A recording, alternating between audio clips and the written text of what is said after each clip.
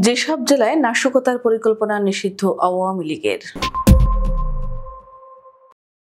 শেখ মুজিবুর রহমানের শাহাদাত বার্ষিকীকে সামনে রেখে 15 আগস্ট ঘিরে গোয়েন্দা সূত্রে পাওয়া নাশকতার আশঙ্কা মোকাবিলায় কঠোর ও সর্বাত্মক নিরাপত্তা পরিকল্পনা নিয়েছে আইনশৃঙ্খলা বাহিনী।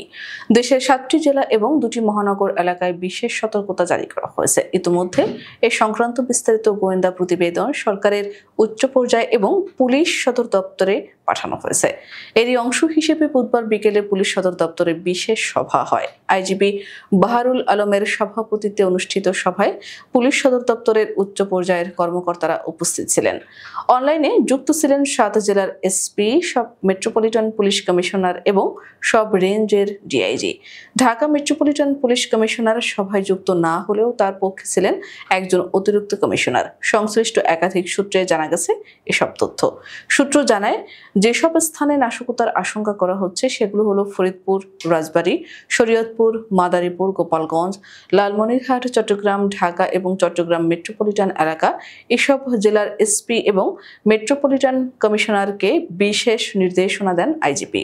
বলা হয়, কাউকে কোনো ছাড় দেওয়া যাবে না, ব্যাপক ধরপাকড় চালাতে হবে, এমনভাবে নিরাপত্তা ছক আঁকতে হবে যাতে কেউ কোনো ধরনের অপকর্মের সুযোগ না পায়। অস্ত্র উদ্ধারে অভিযান আরও জোরদার করার পাশাপাশি শিক্ষক আন্দোলনকে গুরুত্ব সহকারে নেওয়ার নির্দেশ দেন আইজিপি। দাবি আদায়ের আন্দোলনের নামে কেউ যেন ঘোলা পানিতে মাছ শিকারের সুযোগ না পান। পুলিশ সদর দপ্তরের একজন ডিআইজি গণমাধ্যমকে বলেন, সুন্দর ও সুষ্ঠুভাবে আগামী জাতীয় সংসদ নির্বাচন সম্পন্ন করতে সব ধরনের প্রস্তুতি নেওয়ার নির্দেশ দিয়েছেন আইজিপি। শিক্ষকদের সমাবেশের বিষয়টিও উঠে এসেছে আলোচনায়। নিরাপত্তার প্রশ্নে গোপালগঞ্জ সহ বৃহত্তর ফরিদপুরের 5 জেলা, চট্টগ্রাম এবং লালমনিরহাট জেলাকে বেশি গুরুত্ব দেওয়া হয়েছে। এসব এলাকাকে নিরাপত্তার চাদরে ঢেকে দিতে বলা হয়েছে। এ কারণে ব্রিফিংয়ে সব জেলার এসপিকে যুক্ত না করে কেবল 7 জেলার এসপিকে যুক্ত করা হয়েছে। ব্রিফিংয়ে অংশ নেওয়া একজন এসপি গণমাধ্যমকে বলেন, কোনো মামলার আসামি যেন গ্রেফতারের বাইরে না থাকে সে বিষয়ে কঠোর পদক্ষেপ নেওয়ার নির্দেশ দিয়েছেন আইজিপি। 15 আগস্ট ঘিরে কোথায় কিভাবে ফোর্স মোতায়েন করা হবে সে বিষয়ে নির্দেশনা দিয়েছেন। ওয়ারেন্টভুক্ত সব আসামিকে গ্রেফতারের নির্দেশ দিয়েছেন। কোনো এসপি এবং কোনো মেট্রোপলিটন কমিশনার ইতিমধ্যে কি ধরনের ব্যবস্থা নিয়েছেন সে বিষয়টিও অবগত করা হয় আইজিপিকে।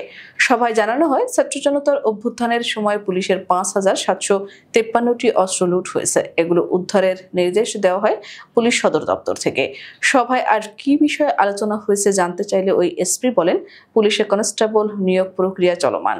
এই নিয়োগ যাতে যথা নিয়মে হয় সে বিষয়ে সজাগ দৃষ্টি রাখার নির্দেশ দিয়েছেন আইজিপি। কেউ যেন দালাল বা প্রতারকের খপ্পরে না পড়েন এই বিষয়টিও খেয়াল রাখতে বলেছেন।